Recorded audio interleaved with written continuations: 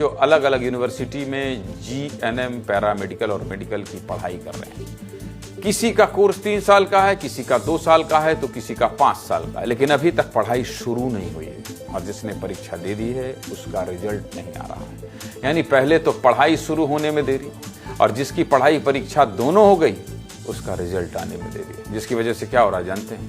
जिसकी वजह से ये हो रहा है कि 3 साल का कोर्स 8 साल में जाकर पूरा हो रहा है। यानी 2021 में जिसने एडमिशन लिया था उसका कोर्स 2023 में पूरा होना था, लेकिन अब 2026 आ गया और यूनिवर्सिटी वाले कह रहे हैं अभी 2 साल और लगेंगे। जीएनएम मतलब जनरल नर्सिंग का कोर्स। इस कोर्स की समय अवधि 3 साल तक की होती है और इसमें छात्र को डिग्री नहीं डिप्लोमा मिलता है। जीएनएम की पढ़ाई करने वाले छात्र नर्सिंग के क्षेत्र में काम करते हैं। ये लोग डॉक्टर नहीं होते। दूसरे पैरामेडिकल के छात्र, ये प्रोफेशनल कोर्स होता है। इस कोर्स के जरिए आप लैब टेक्नीशियन, एक्सरे टेक्नीशियन या ऑपरेशन थिएटर टेक्नीशियन बन सकते हैं। इसकी समय अवधि 2 साल होती है और इसमें भी डिग्री नहीं डिप्लोमा मिलता है। तीसरा होता है मेडिकल कोर्स। इस कोर्स को करके छात्र डॉक्टर बनते हैं, एमबीबीएस की पढ़ाई करते हैं।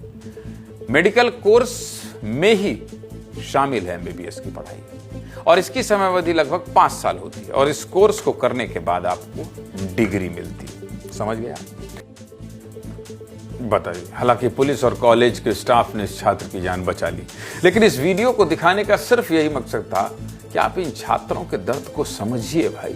और ये तो सिर्फ एक छात्र की बात है। प्रदेश में मोहित गुप्ता जैसे 42,000 छात्र हैं जो इतने तनाव से गुजर रहे हैं और इसका जिम्मेदार कोई और नहीं बल्कि मध्य प्रदेश की नर्सिंग काउंसिल है। नर्सिंग काउंसिल यानी कि वो संस्था जो मेडिकल छात्रों की परीक्षा कराती है, उनके रिजल्ट जारी करती है और छात्रों को डिप्लोमा डिग्री देती है। 2022 में जिसने जीएनएम के कोर्स में एडमिशन लिया था उसकी अभी तक फर्स्ट ईयर की परीक्षा ही नहीं हुई है। यानी कोर्स शुरू होने से पहले ही 4 साल की देरी और ऐसे कुल 20,000 छात्र। और सुनिए, 2021 में जिस छात्र ने पैरामेडिकल कोर्स में एडमिशन लिया था उसकी भी अभी तक परीक्षा नहीं हुई। यानी कोर्स शुरू होने से पहले 5 साल की देरी। इन छात्रों की संख्या कितनी है? 5,000। एमबीबीएस फर्स्ट ईयर में पढ़ने वाले 52,200 छात्र ऐसे हैं जिनकी परीक्षा अप्रैल 2025 में होनी थी, लेकिन अभी तक परीक्षा नहीं हुई। एमबीबीएस सेकेंड ईयर में पढ़ने वाले भी 5,200 छात्र ऐसे हैं जिनकी परीक्षा अप्रैल 2025 में होनी थी, लेकिन इनका भी अभी तक एग्जाम नहीं हुआ। जिन 1,000 छात्रों ने 2022 में एमएससी फर्स्ट ईयर में एडमिशन लिया था उनका भी कोर्स अभी तक शुरू नहीं हुआ और यह कुल संख्या 42,000 है। सोचिए।